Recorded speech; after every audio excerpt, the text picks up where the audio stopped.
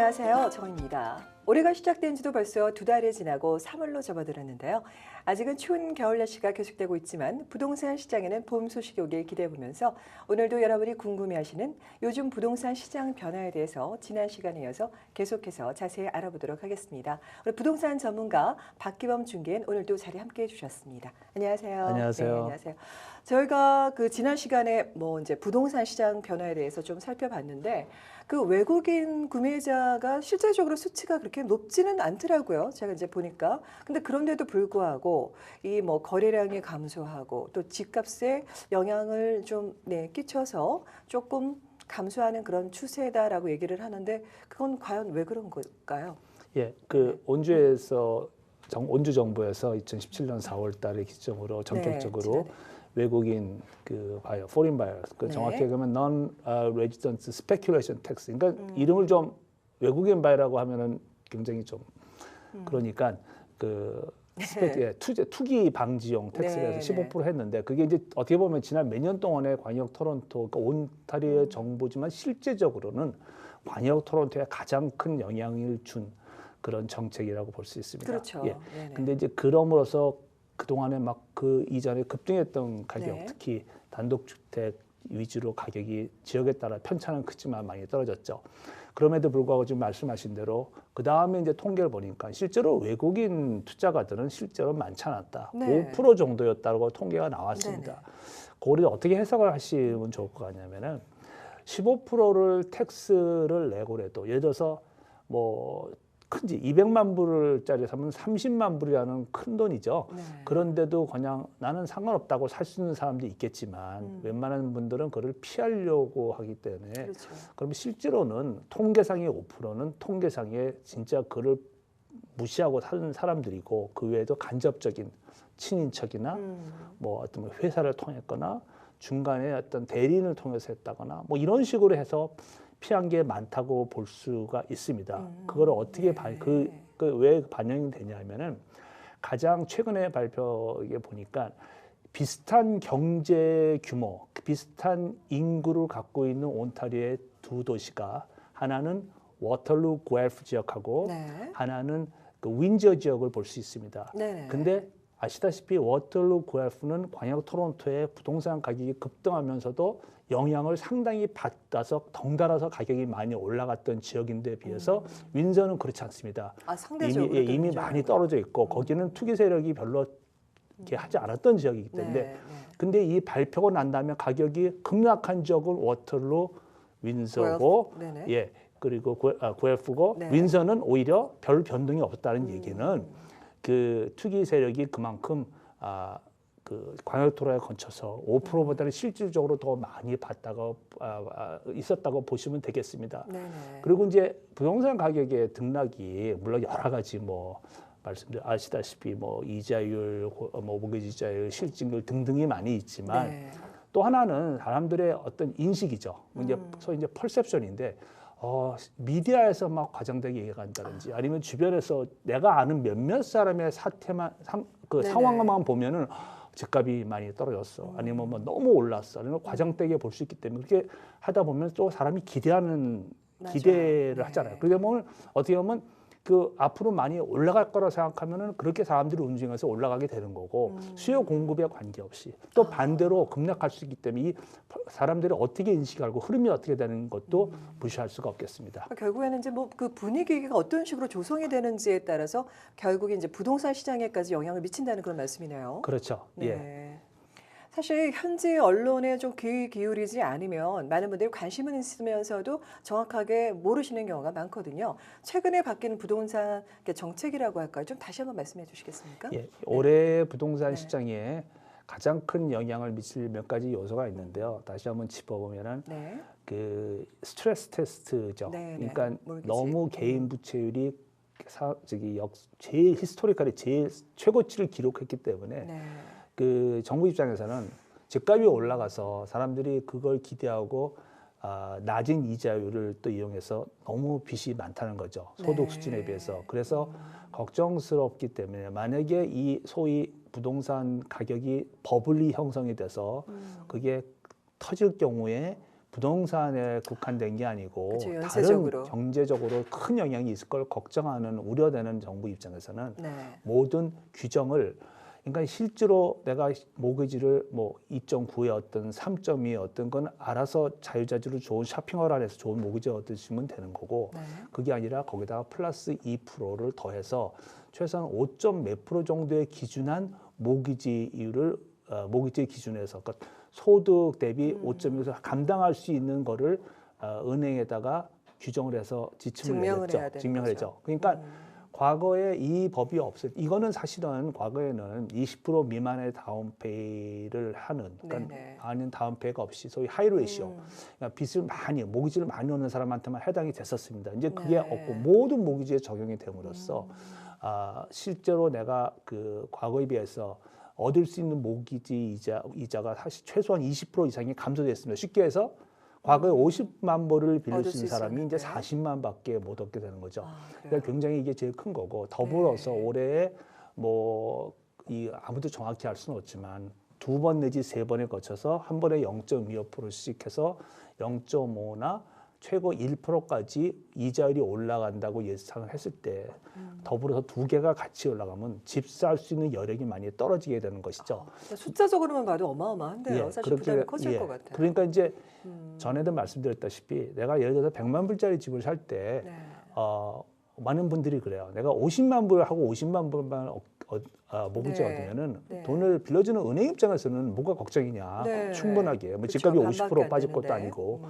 그렇지만 이제는 순수하게 이 소득의 아. 기준에서 모기지였기 때문에 100만 불짜리 사시는 분이 10만 불도 만약에 소득이 전무하면은 얻기가 어려운 상황이 됐습니다. 그렇기 때문에 이게 앞으로 그 시장의 그 지형에 그러니까 수요 공급에 어떤 식으로 영향을 미칠지는 이제 곧 이제 시간이 가면서 나타나겠죠.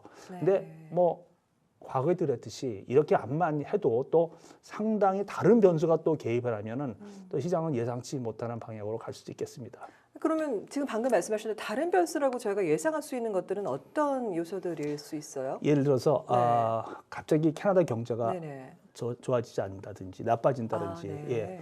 그러면은 당연히 심적으로 직장에 그 잃을 만한 그런 부담도 있기 때문에 그렇게 네. 되고 그리고 현재 이미 벌써 많은 분들이 작년 2017년 4월 전까지 몇 달 사이에 집을 사신 분들이 네. 올해 집을 살 때 벌써 이미 어떤 분들은 자기가 그 다운페이를 적게 하신 분들은 산 가격보다도 지금 시세가 많이 떨어졌기 때문에 네. 과연 이거를 어느 정도까지 내가 끌고 갈 수 있느냐, 목을 유지할 수 있느냐 그런 경우에 처한 사람도 많이 있습니다. 그런 와중에 부부 중에 한 사람이 실직을 했다든지 그러면 네. 사태가 심각한 거죠. 근데 아셔야 될 거는 대부분의 모든 사람들은 자기 본인들이 살고 있는 가족이 살고 있는 집은 가능하면 예를 들어서 외식을 네. 안 하고 옷을 2벌 살 걸 1벌 사고 차를 하나를 없애는 한이 있어도 타고 다니는 차 그래도 집은 끝까지 유지하려는 게 대부분입니다. 그래서 네. 집을 내가 더 이상 유지할 수 없을 때가 된 경우는 대부분은 경제 상태가 그분의 그 개인 경제 상태가 굉장히 나빠진 상황이기 때문에 네. 어떤 그게 그런 경우가 된다면 그럴 일이 없어야겠지만 그러면 그게 어떤 도미노적인 역할이 해서 굉장히 나빠질 수도 있겠지만 네. 또 반대로 그렇지 않고 지금 아직도 지난 시간에 몇 번씩 말씀드렸다시피 토론토에 돈을 네, 들고 자본을 들어오는. 가져와서 투자하고 집을 사겠다는 사람도 많고 집값이 조금이라도 그동안에 너무 집값이 비싸서 못 샀지만 이제는 좀 떨어지면은 사겠다고 대기하고 있는 그 대기 구매자들 그러니까 사이드라인, sitting on the fence. 그러니까 펜스에서 네네네. 기다리고 있는 사람들이 많거든요. 그런 사람들이 또 어차피 내가 그 주거지로서 최소한 5년 내지 10년 살 건데 약간의 집값 등락은 어차피 못 맞출 거면은 지금 조금 떨어질 때 이자율이 더 올라가기 전에 사자 하는 그런 또 수요가 시장에 들어오면은 또 시장은 안정이 될 수 있을 것 같습니다. 어떤 방향으로 흘러갈지는 말씀하시는 것처럼 사실 모르겠네요. 그래서 저희가 전망을 한다는 것 자체가 상당히 좀 의문인 것 같아요. 그렇죠. 가장 뭐 영향을 미치는 몇 가지 요소가 기본으로 봐야겠지만 그 외에 부동산과 직접적인 영향이 없는 것들이 갑자기 요소가 돼서 그렇게 됐고 또 한 가지는 이제 거의 분명한 거는 만약에 이 그 부동산 시장이 좀 안정세로 돌아가지 않고 지난 뭐 2016년, 17년처럼 갑자기 1년 사이에 집값이 뭐 30%가 올라간다 이런 상황이 또 발생한다면은 네. 또 정부가 무슨 수를 써도 써도 또 개입하겠죠. 잡겠죠. 정부가 개입해서 할 수 있는 정책은 무궁무진합니다. 우리가 네. 상상조차 할 수 없을 정도로 여러 가지 할 수 있기 때문에 네. 어떤 방향이 나올지. 그리고 또 그렇게 많이 집값이 폭등하는 거는 막을 것이 분명합니다. 그런 상황이 벌어진다면.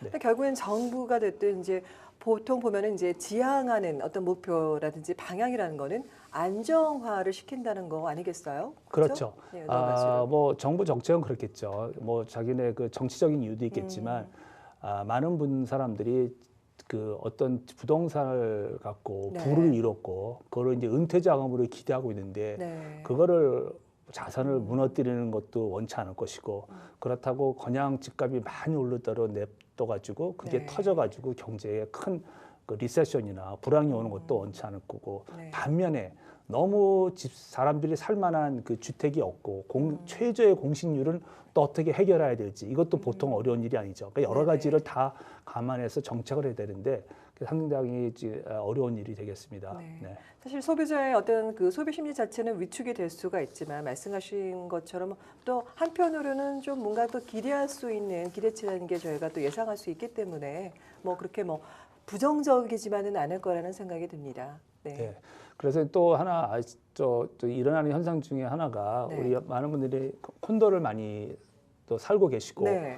또 콘도를 사서 렌트를 주시는 분도 많고 아니면 세입자 입장에 사시는 분이 많잖아요. 네. 과거에는 그 예를 들어서 분양 콘도라죠. 프리컨스트럭션 네네. 콘도가 그 전화번호 905 지역에는 그렇게 많지 않았어요. 근데 이제는 아주 보편화돼서 당연히 맞아요. 905 지역도 더더군다나 네. 이제 그 LRT나 서브웨이 익스텐션 그 네네. 지하철의 연장을 기대해가지고 905 지역에도 많이 여기다가 한 10년 전에 거기에 콘도를 지금 여기다 콘도를 지어서 어떻게 파나라고 했는데 그게 아니죠. 이제 네네. 많이 했고 가격도 네. 많이 올랐습니다.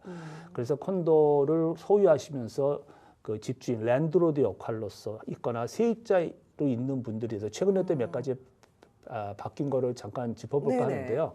첫째, 일단 주정부에서 2018년 그 렌트비를 올릴 수 있는 상한선을 1.8%로 이제 한정을 했습니다. 그렇죠. 캡을 두었다는 얘기죠. 그렇죠. 2017년에는 1.5%였는데 매년 이렇게 발표를 합니다. 네. 그러면 지금까지 있던 세입자한테는 더 이상을 받을 수가 없습니다. 암만 시장이 좋아져서 네. 1,500불짜리가 2,000불이 됐어도 1,500불에서 1.8%밖에 못 받는다는 네네. 얘기죠.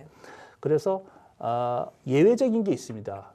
단 주거용이어야 되고요. 네. 그 세입자가 계속 살고 있는 경우에만 해당됩니다. 예를 들어서 세입자가 자진해서 다른 데로 이사 간다든지 집을 나가게 네네. 되면은 그런 새로운 렌트를 받을 수 있는 거죠. 네. 그러니까 요즘 같이 렌트 가격이 굉장히 올라간 경우에는 집주인 입장에서는 세입자가 좀 나가줬으면 그렇겠네요. 그렇게 바랍니다. 어떤 분들은 심지어 이렇게 얘기합니다.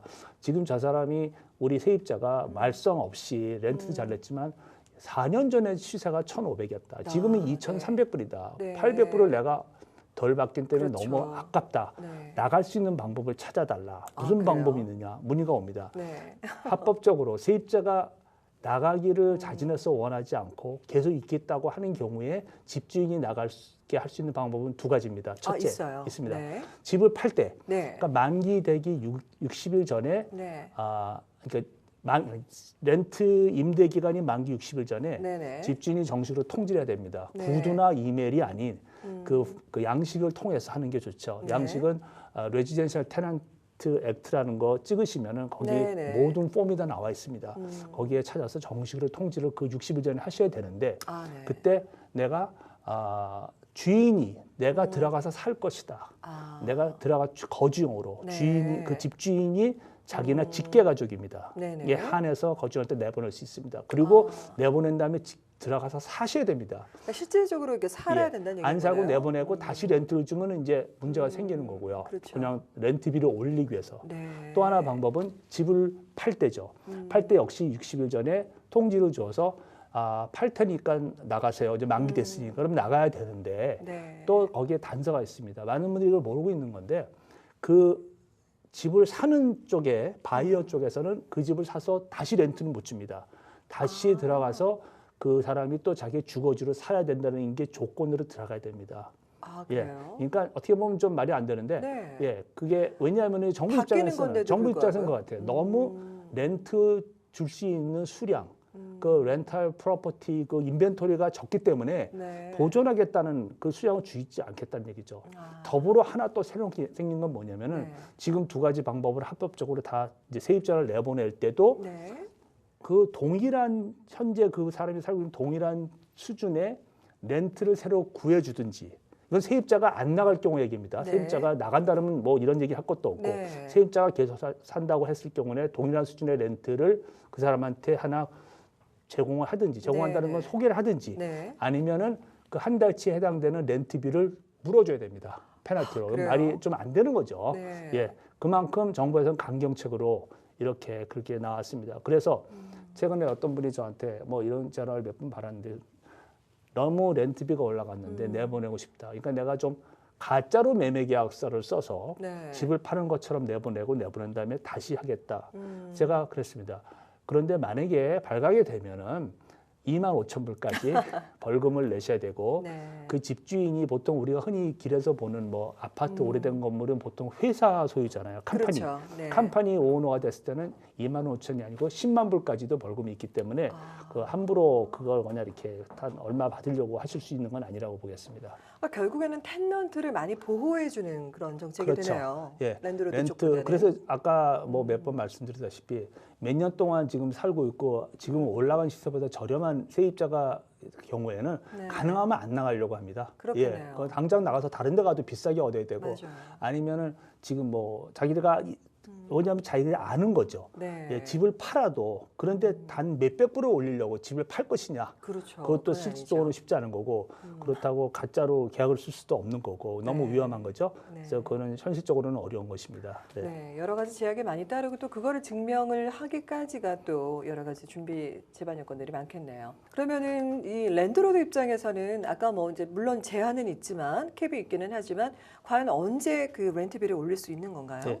기본적으로 네. 보통 1년 만기로 가잖아요. 네네. 1년 만기 전에 60일 전에 노티스를 주면은 그 집을 판다든지 아니면 저기 그 내가 올린다. 들어가서 네네. 내가 들어가도 이거는 집가 근데 렌트비를 올리면 60일이 아닙니다. 네. 90일입니다. 그걸 놓치십니다. 그래요? 다 60일로 알고 계시는데 90일에서 하루도 지나면 렌트비 올리는 거를 통지를 못 합니다. 예, 렌트비 올릴 수가 없죠. 그래요? 예, 그렇게 되니까 그건 90일이니까 그걸 좀 아셔야 되겠고 네네. 또 하나는 그래서 지금 렌트비가 올라가면서 세입자들이 안 나가려기 때문에 전반적으로 사람들이 그 이사 가는 시기가 많이 줄어들었어요. 네. 그래서 전에는 한 16개월 정도인데 이제 22, 23개월 동안 한 집에 살고 있다는 거죠. 그러니까 사람들이 이사를 안 가는 시세로 네. 이제 바꾸고 있는 겁니다. 아, 네. 그러네요. 근데 말씀하신 것처럼 사실 저희 오늘 처음 알았어요. 그러니까 뭐 60일, 뭐 2months 노티스가 아니라 최소한 90일 전에는 노티스를 줘야지만 결국 이제 렌트비를 올릴 수 있다는 랜드로드 입장에선 네, 그렇게 말씀을 하셨고 그러면 사실 아까 그 주택이라는 게 결국 이제 뭐 콘도를 포함해서 마찬가지인데요. 공급이 이제 좀 부족하다는 말씀을 하셨어요. 그거는 뭘 의미하는 건가요? 예, 모든 경제의 그 가격 형성이라는 게 수요 공급 아닙니까? 그렇죠.